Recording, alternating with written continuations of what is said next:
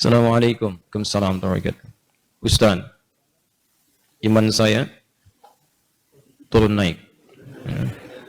Masya Allah, kayak tangga belum jadi itu turun naik, turun naik. Saya mudah emosi. Semoga Allah tenangkan hati Anda. Saya tobat dari perbuatan dosa lagi, saya tobat dari berbuat dosa lagi. Pertanyaan saya, bagaimana caranya agar saya bisa benar-benar tobat dan tidak balik lagi? Baik. Pertama, semoga Allah muliakan Anda. Saya sering katakan bahwa saya senang dengan pertanyaan-pertanyaan seperti ini. Artinya Allah cinta, Allah sayang. Kalau nggak sayang, nggak akan diarahkan seperti ini. Akan dibiarkan.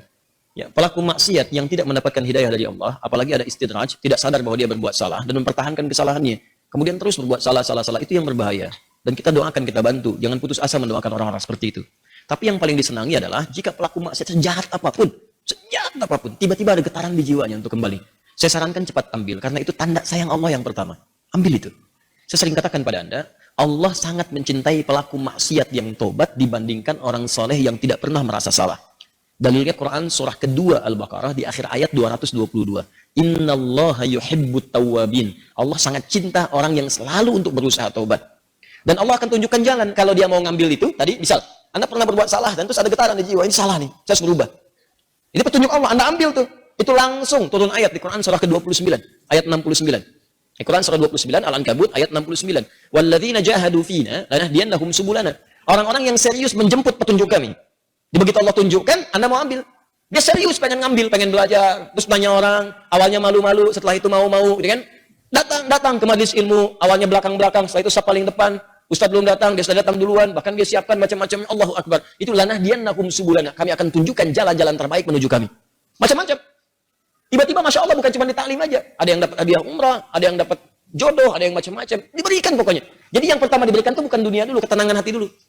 Jadi kalau Anda hijrah, yang diberikan pertama kali ketenangan jiwa. Ya, Quran surah keempat ayat 100, paling kiri sebelah bawah. Wa may yuhajir fi sabilillah yajid fil ardi muraghaman katsiran wa sa'ah. Orang yang mau berhijrah ke jalan Allah akan diberikan oleh Allah itu pertama sa'ah tuh. Kelapangan dalam jiwanya, tenang gitu, kenikmat. Ada sesuatu yang enggak pernah Anda peroleh sebelumnya. Biasa kumpul-kumpul, main-main, ya, menjelang Isya, Maghrib, malam-malam cuma nonton, tiba-tiba taklim, ikut ke majelis ilmu. Awalnya mungkin penyesuaian, lama-lama jadi enak gitu. Ada sesuatu yang kerasanya, saya kemana aja selama ini? Saya kemana aja gitu. Ini nikmat, bahkan kalau udah dapat halawatul iman, nikmatnya iman, itu ketinggalan sekali, kayak nyeselan tuh. Saya ketinggalan nih gitu, saya ketinggalan. Ya sama, dulu-dulu salat fardu biasa ketinggalan. Tapi kalau sudah nikmatnya iman, ketinggalan salat sunnah, wah, kayaknya ada penyesalan dalam diri Anda. Itulah kenikmatan iman. Nah sekarang, kalau kemudian Anda bertanya, Ustaz saya pengen tobat, saya ini pengen tobat, tapi saya ini berbuat salah lagi. Kadang naik, kadang turun, kadang naik, kadang turun. Naik, turun itu biasa. Itu di Al-Bukhari disebutkan di Kitabul Iman. Kitab yang pertama, ada 57 hadis di situ. Kalau iman sedang naik turun, kata Imam Al-Bukhari, buka kitab saya. Dari 97 kitab, 97 pembahasan. Pembahasan pertama, Babul Iman. Kitabul Iman, 57 hadis. Di antara hadis yang mengatakan, Al-imanu yazidu wa yantaqis. Iman itu naik dan turun. Kadang naik, kadang turun. Yazidu bitta'at. Rumusnya kalau pengen naik, maka kuatkan iman itu dengan mengerjakan banyak ketaatan. Ketaatan itu buahnya amal soleh. Kerjakan amal soleh. Amal soleh itu detilnya adalah pekerjaan-pekerjaan ibadah. Salat, amal soleh. Jadi kalau iman sedang turun, pengen dinaikkan, maka perbanyak amal soleh. Ya, amal soleh. Ini. Karena itu dalam Al-Quran kalimat iman sering disandingkan dengan amal soleh. Quran surah 103. Walas innal insana lafi khusr illa alladziina amanu wa amilus shalihat. Iman wa amilus shalihat. Ini amal saleh. Detilnya amal saleh nampak pada ibadah. Makanya setelah kalimat iman kadang ada detilnya ibadah. Kalimat iman pertama Al-Baqarah ayat 3. Alladzina yu'minuna bil ghaib wa yuqimunas shalah. Salat. Wa mimma razaqnahum infaq. Ya ayyuhalladzina amanu Al-Baqarah 183. Kutiba alaikumus syiyam, puasa. Tuh. Ini. Jadi kalau iman merasa sedang lemah, sering terdorong berbuat yang kurang bagus, pengen dinaikin, maka rumus cepatnya adalah cepat buru amal-amal soleh. Paksakan. Paksakan untuk mengerjakan. Yang biasa fardu tambah sunnah. Rawatib dulu, latihan. Rawatib. Mutlak, malamnya coba tahajud, walaupun 2 rakaat dulu. Nanti kalau sudah terbiasa, kalau soleh itu sudah baik, rumuskan gini, hidup itu berpasangan. Semua berpasangan. Quran surah 51 ayat 49, paling kiri, agak sedikit ke bawah. Wa min kulli syai'in khalaqna zawjayn la'allakum tadhakkarun. Semua selain aku, kata Allah, aku ciptakan berpasangan supaya kalian sadar cuma aku yang tidak punya pasangan. Kata Allah, semua selain aku berpasangan. Yang hidup berpasangan. Ya, laki-laki lawannya perempuan, jantan hewan lawannya betina, putik tumbuhan Allah lawannya benang sari.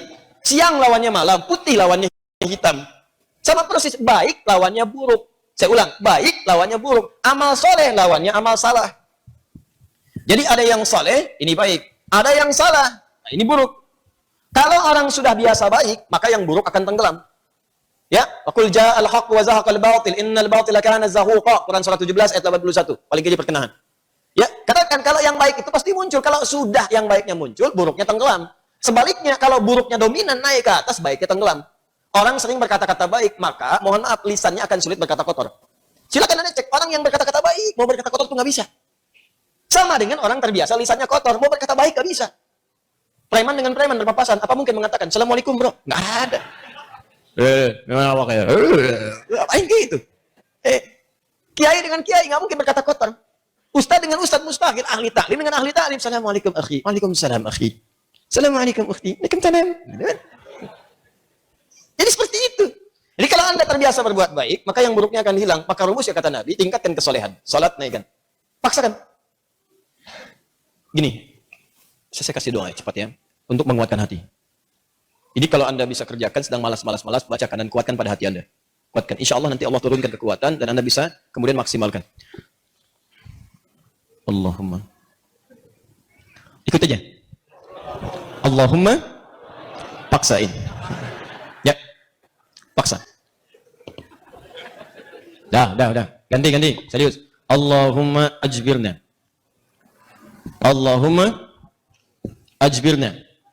Ajbirna. Ini bahasa Arabnya. Allahumma paksain.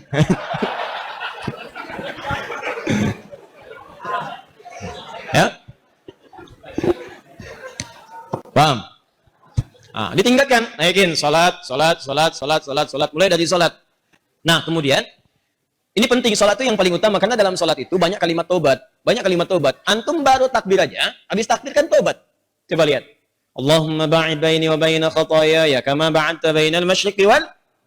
Ya Allah, mohon jauhkan antara aku dengan kesalahan yang telah aku perbuat. Sejauh-jauhnya, aku nggak ingin lihat lagi. Seperti engkau jauhkan antara timur dengan barat. Jauhkan ya Allah yang tidak pernah bertemu. Allahumma naqqini minal khataaya kama yunaqqa thawbul abyadu minad danas. Ya Allah, kalau kesalahanku begitu pekat, mohon bersihkan seperti pakaian dibersihkan dari noda. Allahumma ighsilni bil ma'i wa thalji wal barad. Kalau begitu pekat luar biasa, gunakan ya Allah walaupun hanya air yang sangat dingin. Gunakan ya Allah. Maksudnya bersihkan sebersih-bersih. Antum tobat, makanya pahami bacaan-bacaan salat. Sama dengan wajah alladzi fatara samawati wal arda hanifan musliman wa ana minal musyrikin. Inna salati wa nusuki wa mahyaya wa mamati lillahi rabbil la syarika lahu bidzalika umirtu wa ana minal muslimin atau wa ana awwalul muslimin. Ya Allah, aku pasrahkan diriku sepenuhnya pada saat ini kepada penguasa langit dan bumi. Kalau aku salat selama ini, atau aku ibadah ya Allah, atau aku hidup sampai dengan sekarang, atau engkau bahkan wafatkan aku dalam salat ini. Engkau wafatkan aku dalam salat ini. Aku ikhlas ya Allah. Aku ikhlas.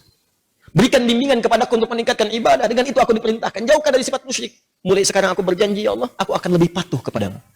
Mulai sekarang aku berjanji aku akan lebih patuh kepadamu. Wa ana minal muslimin. Muslim itu kan patuh, tunduk, patuh. Jadi kalau Anda mengatakan kalimat itu habis salat berbuat maksiat, lagi Anda berkhianat dengan kalimat Anda. Makanya saya sering katakan, pahami bacaan salat, pahami. Anda akan mengerti betapa nikmatnya salat ketika Anda memahami bacaan-bacaannya. Itu kalimat pertama. Kemudian di luar-luar itu Anda beristighfar. Makanya habis salat kan Anda berzikir. Quran surah keempat ayat 103. Paling kanan, agak sedikit ke atas.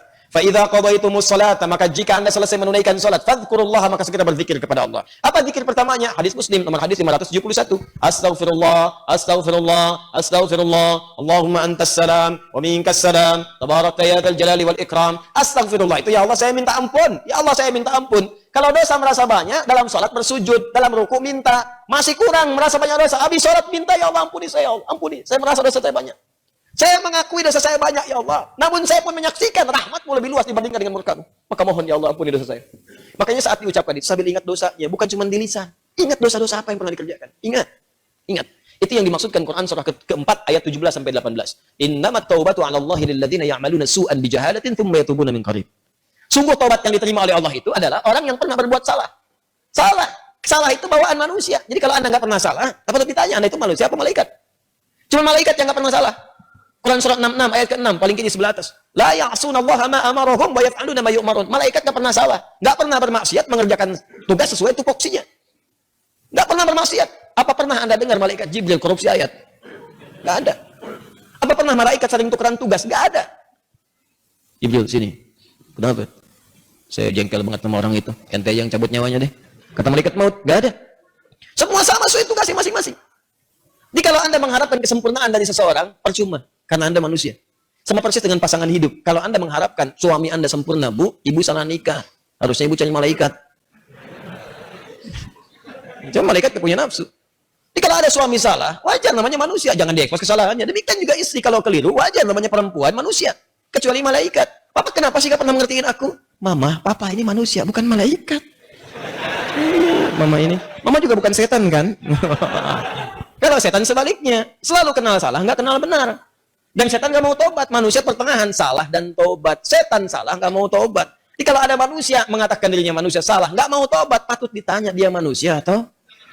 Itu. Paham ya? Tobat itu terus, makanya disebut tawab. Tawab itu nggak berhenti. Jadi kalau sekarang belum kerasa perubahan dia, terus tobat, jangan berhenti. Terus tobat. Bisa sekarang tobat nih, masih berulang, tobat lagi, terus jangan berhenti. Sampai Anda merasakan bahwa perbuatan itu buruk dan membencinya. Terus jangan berhenti, jangan terus tobat, nangis. Hari ini nangis, nggak bisa, besok nangis. Nggak bisa, besok nangis. Nggak bisa lagi, tangisi diri Anda yang belum bisa menangis. Terus. Dan kalaupun Anda wafat, Anda sedang dihitung wafat dalam keadaan berusaha tobat. Itu poinnya. Bukankah ada orang membunuh 100 orang dan dia berusaha tobat? Dia berusaha tobat, datang ke majelis ilmu, berusaha di jalan wafat, dihitung oleh Allah. Padahal belum tahu dia diterima atau enggak tobatnya, belum tahu dia. Cuman dia berusaha di jalan mewujudkan tobatnya, bunuh orang. Anda bayangkan, maksiat itu udah hatam, udah lewat bahkan. Ya, dia kerjakan, tapi dia mau tobat, dia terima getaran jiwanya, datang istighfar di jalan meninggal, diterima tobatnya. Dan kayak ayo biasakan tobat, istighfar, Nabi aja biasa istighfar. Nanti kalau sudah enak ada kelapangan, setelah itu baru diberikan anugerah-anugerah dunia yang dirasakan hilang itu. Awal-awal tuh begitu Pak, kadang pengen tobat, saya pengen tobat ya Allah ke masjid, sholat, 2 rakaat itu masjid, pulang, sepatu hilang. Ya. Kadang-kadang begitu, karena Allah kalau sudah senang dengan seorang hamba, yang kurang baik dibuang-buang, buang, nanti didatangkan lagi yang baik, kalau Anda sabar. Ya, kan pernah ada seorang, ini kisahnya tak, seorang pemuda tobat, terus diarahkan pada seorang syekh. Begitu diarahkan di syekh itu, kata syekh, ini benar kamu mau tobat, kalau mau tinggal dengan saya terbatas. Yang ada cuma kurma, minum air putih, nggak apa-apa syekh, saya mau tobat. Tinggal di situ. Sehari, 2 hari, 3 hari, begitu 3 hari setan datang. Kadang-kadang setan itu datangnya kepada orang tobat gak seketika. Nanti beberapa waktu diarahkan dia kepada maksiat. Jadi kisah nyata, setan membisikkan kepada dirinya, guru kamu ini, syekh kamu, ini sabar banget makan cuma kurma, air putih, kamu sudah mulai kuat. Coba berbakti kepada gurumu, carikan makanan. Bagus awalnya. Keluar dia, carikan makanan. Begitu keluar, nyari-nyari nggak dapat, lompat tetangga, bakat malingnya dipakai lagi. Naik bakat pencurinya. Nggak dapat, lewat lagi, begitu rumah kedua, belum manjat, sudah mencium bau enak, bau makanan. Manjat dia ke atas tembok, begitu manjat lihat ada tungku, ya. Di situnya di atasnya kemudian ada satu panci, ya. Kemudian dia ke situ begitu dibuka, Allahu Akbar, 3 terong, enak banget kayaknya baunya yang sudah matang. Ya dibisikkan ke telinganya, coba dulu aja, kalau enak ambil. Berikan kepada gurumu. Syekhmu kan orang terkenal di sini. Kalau cuma ngambil dikasih tahu buat gurumu, pasti orang paham. Tuh kadang-kadang begitu tuh, mangga itu ambil aja kalau ditanya buat Ustaz Hadi. Awas suami-suami itu, Papa lagi di mana? Sama Ustaz Adi. Nah, hati-hati tuh. Kalimat-kalimat, padahal enggak misalnya kan. Baik, nah begitu proposalnya tuh. Akhirnya dia coba dikunyah. Begitu dikunyah kemudian, nah karena dia sudah tobat, itu ada petunjuk di hatinya. Jadi kalau orang sudah bersih itu kemudian berbuat maksiat, nanti ada yang namanya burhan Rabbi. Ya petunjuk Allah, seperti Nabi Yusuf menerima burhan, ini salah. Ya cahaya kebaikan yang diberikan oleh Allah kepada seseorang yang tergerak berbuat maksiat. Di hatinya mengatakan, jangan lakukan itu salah. Nah dia begitu, jangan lakukan itu keliru, itu salah. Begitu mendengar suara tadi dia muntahkan, ini kisahnya tadi muntahkan seketika. Dan dia lari. Dan dia ingin ceritakan kepada gurunya bahwa dia telah berbuat salah. Dia pengen dituntun, salah saya pengen tobat. Balik lagi. Begitu balik lagi ke tempat gurunya, qadar Allah, begitu pulang ke masjid gurunya, ternyata gurunya sedang berhadapan dengan seorang perempuan. Di luarnya ada bapaknya nunggu, seorang laki-laki tua. Begitu sedang berhadapan, lihat anak muda tadi dipanggil, ya bunaya ta'ala, anak sini, sini. Ya, begitu datang, diceritakan sama gurunya, ini ada seorang perempuan datang pada saya, dia baru ditinggal wafat oleh suaminya, selesai masa iddahnya. Dia datang pada saya untuk dicarikan jodoh. Saya tawarkan pada kamu, maukah engkau menjadi jodohnya? Nah, kalau Anda dalam situasi seperti itu tuh, wah, udah datang mau taubat, masuk masjid ada durian, tuh kan? Wah, perempuannya cantik, tinggal wafat kemudian oleh suaminya, belum ada keturunan dan seterusnya, baru aja menikah, selesai masa iddah, ditawarkan pada Anda, mau nggak? Nah, lalu laki-laki ini berkata, guru, saya khawatir tidak bisa memberikan apa yang membutuhkan. Saya saja kesini numpang. Apa jawab gurunya? Kamu nggak usah khawatir. Dia diwarisi harta yang sangat banyak. Dia kesini hanya mencari pria soleh yang ingin jadi suami yang mampu membimbing dia ke surga. Kira-kira kalau ada jawaban seperti itu, apakah Anda bersedia atau tidak menolak sama sekali? Oh? Baik, maka sama seperti Anda. Diterimalah kemudian lamaran itu. Ternyata bapak tua tadi yang di luar, bapak si perempuan tadi dibawa ke dalam, kemudian diakadkan. Setelah selesai pulanglah ke rumah. Kisah belum berhenti. Begitu keluar rumah, digandeng erat tangannya tuh, jalan lewat ke rumah tadi yang naik pagar itu. Ya, Dia udah dagdikduk tidak karuan, dagdikduk rumahnya ini bukan kan? Alhamdulillah ternyata bukan lewat. Begitu di rumah yang terong tadi, dia percepat jalannya. Begitu dipercepat, maka terasalah kemudian ada rem di tangannya dari istrinya tadi. Dipegang tangannya, Zauji, ada apa itu? Nah, sayang, ini rumah kita katanya. Rumah terong tadi.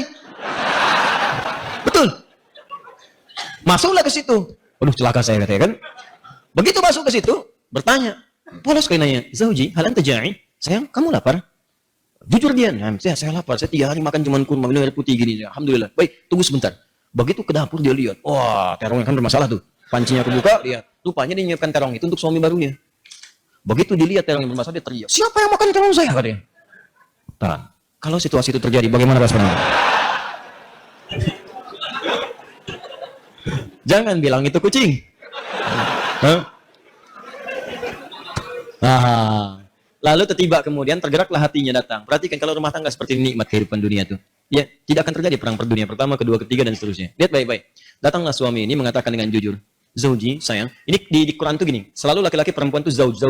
Kecuali dalam masalah nanti warisan menggunakan zaujah untuk menunjuk kepada gender perbedaan hak waris. Zauji, sayang. Kisahnya begini katanya. Aku ini sebetulnya mencarikan makanan untuk guruku. Lalu setan membisikkan sampai tiba-tiba ke sini aku buka ada terong, aku cicipi. Tapi demi Allah, tidak aku telan, aku muntahkan karena takutku kepada Allah. Sampai aku kembali tadinya mau tobat, sama guru dipanggil suruh nikah sama kamu. Sampai ke sini. Dia jelaskan semua kisahnya. Apa yang terjadi? Kalau ibu mendengar kisah tadi, apakah ibu akan balik lagi pada guru mengatakan? Kalau ini terjadi pada setiap perempuan, maka damailah kehidupan di rumah tangga dan di bumi. Tenang kehidupan di bumi. Perhatikan kata perempuan ini. Apa yang dia katakan? Bagaimana anugerah Allah diberikan pada pemuda yang tobat ini. Ahli maksiat, tobat, dapat ketenangan, dan apa hasilnya? Perhatikan. Wallahi, demi Allah. Secuil terong yang kau muntahkan karena Allah itu, maka Allah ganti dengan seluruh terongnya, panci tempat terongnya, rumah tempat terongnya, plus pemilik terongnya.